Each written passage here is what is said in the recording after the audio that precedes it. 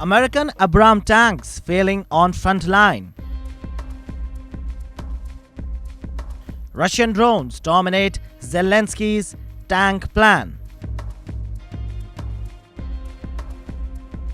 Ukrainian brigades confirm major issues with American tank. The Ukrainian soldiers operating the US-made M1A1 Abrams tanks on the battlefield have expressed concern about the vehicles' inadequacy in the ongoing war against the Russian forces.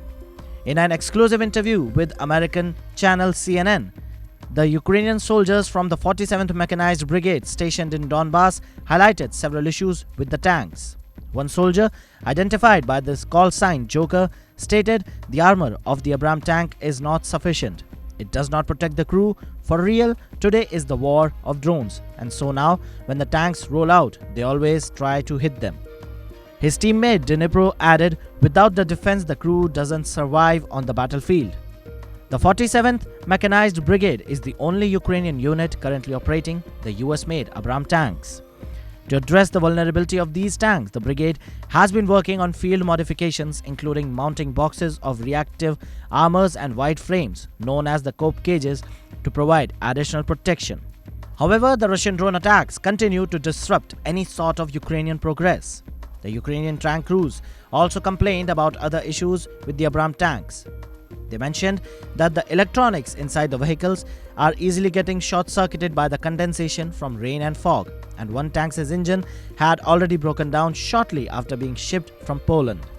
Additionally, the additional tank ammunition supplied by the US was also deemed unsuitable for their purposes.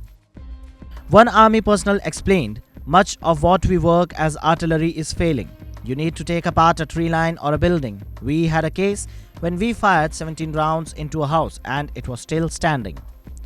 The soldier expressed his frustration that the Abrams tanks were designed to operate with air superiority and artillery support, but they are lacking on the battlefield. Despite the US and its allies providing over $200 billion worth of military equipment to Ukraine, including tanks, armored vehicles, artillery and drones, the Abrams tanks are seen as outdated and ill-suited for the current war. Defense expert Nick Patton-Walsh has also described the Abrams tanks as machine built at the peak of American hyperpower decades ago. But it is now sent half-heartedly and it seems to hold back a fast-changing world.